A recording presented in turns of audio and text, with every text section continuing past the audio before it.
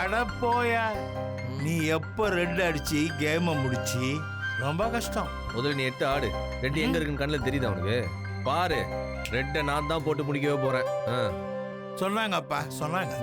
ஜெயம்மா, காலையில இருந்து ரொம்ப டயர்டா விளையாடிட்டு இருக்க. அம்மா உனக்கு காஃபி போட்டு எடுத்துட்டு வரட்டுமா? கேரம் போர்டு ஆடி டயர்ட் ஆயிட்டாளா? கொஞ்சம் ஓவரா இருக்கு. சம்பந்தமே இல்லாம சரண்டர் ஆகுறா. அப்போ இவளுக்கு ஏதோ ஒரு ஆதாயமான விஷயத்தை கேட்க போறான்னு அர்த்தம். அம்மா, கேரம் விளையாடுறதுல என்ன டயர்டு? எனக்கு காஃபி எல்லாம் ஒண்ணும் வேணாம். அப்படி சொல்லாத ஜெயம்மா. ஒரே ஒரு வாய் எனக்காக நீ காஃபி குடிச்சே ஆகணும். ஏய், நீ ஏன் இங்க வந்து ஐஸ் காஃபி வித்துட்டு இருக்கேன்னு எங்க எல்லாருக்கும் புரிஞ்சு போச்சு. நேரடியா விஷயத்துக்கு வா. என்ன என்ன தெரியும் உங்களுக்கு? உனக்கும் உன் மகளுக்கும் ஜெயா கிட்ட ஏதோ ஒரு ஆதாயம் வேணும். அதுக்காக தானே இப்ப பாசமா இருக்கிற மாதிரி பம்பிட்டு இருக்கிறீங்க. பாரு ஜெயா, அவர் எப்படி பேசுறாருன்னு. அம்மா, அப்பா கிண்டலா பேசுறத நீங்க ஏன் சீரியஸா எடுத்துக்கிறீங்க? என்ன விஷயம் சொல்லுங்க. அது வந்து வா வா, விஷயத்துக்கு வா. அப்பா, நீங்க சும்மா இருங்க. சொல்லுமா. அது ஒண்ணு இல்லம்மா. மாசம் 30ஆம் தேதி ஆனாலே உன் சம்பள பணத்தை முழுசா செக் போட்டு வீட்டு செலவு கொடுத்துருவ. ஆனா இந்த மாசம் இன்னும் கொடுக்கல. அதான். பார்வதி குடுமி சும்மா ஆடாதுன்னு அப்பவே சொல்லிருக்கிறாங்க. அப்பா. Okay okay okay. சாரிமா, ஏதோ ஒரு டென்ஷன்ல சம்பள விஷயத்த நான் சுத்தமா மறந்துட்டேன். பரவாயில்ல ஜெயம்மா, இதுல என்ன இருக்கு? இப்ப கூட அம்மா வாங்கிக்கிறேன். சரிம்மா, என்னென்ன செலவு இருக்கு?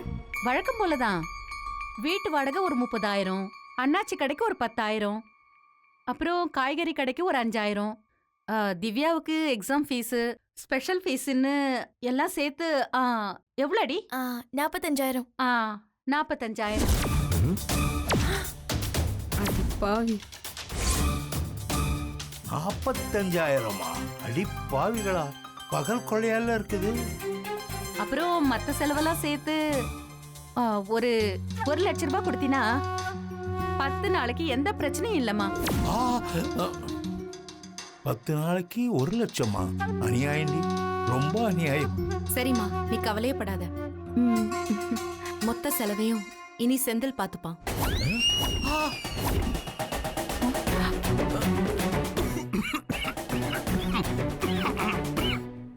தண்ணி தண்ணி தண்ணி.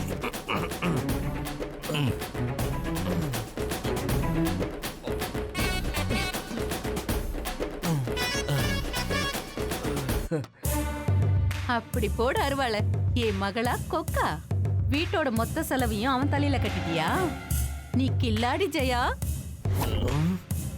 என்ன செந்தில், வீட்டோட எல்லா செலவையும் நீயே பாத்துப்பல்ல? சாரி மாப்பிள, இப்படி ஒரு ட்விஸ்ட் வரும்னு நானே எதிர்பார்க்கல.